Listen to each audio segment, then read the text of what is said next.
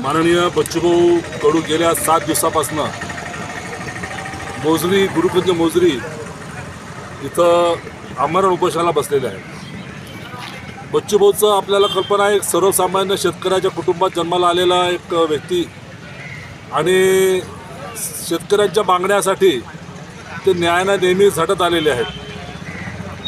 या सरकारने जे सध्या विद्यमान सरकार सत्तेवर आलेलं आहे त्यांनी शेतकऱ्यांना कर्जमाफी करू, भावांतर योजना लागू करू, लाडक्या बहिणींना अनुदान वाढवून देऊ, या अशा सर्व भूल थापा देऊन सत्तेमध्ये आले आणि सत्तेमध्ये आल्यानंतर ते आपल्याला सर्वांना बेईमान झाले।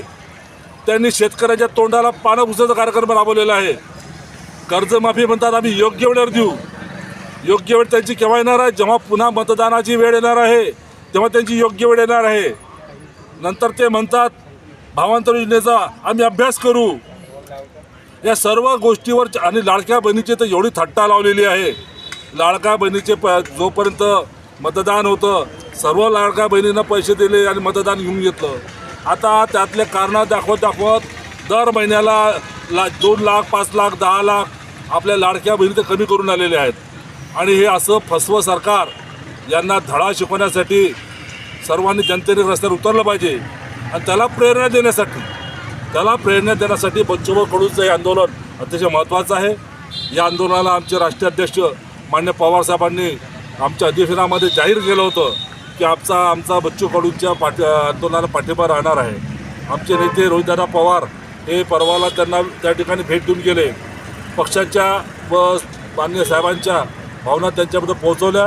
आम्ही देखील एक शेतकऱ्याचा पुत्र म्हणून बच्चूभाऊ जे आंदोलन करतात त्याला पाठिंबा म्हणून भेटायला काल जाऊन आलो, त्यांना पाठिंबा दिला।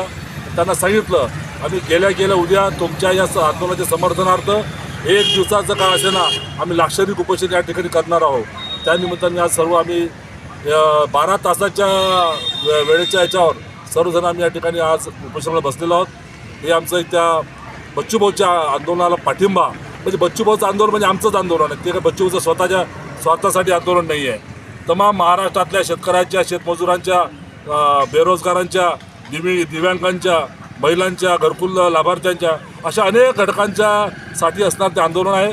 त्या आंदोलनाला आमचा पाठिंबा म्हणून आम्ही या ठिकाणी सर्वजण बसलेलो आहोत। बच्चूभाऊ तुम संघर्ष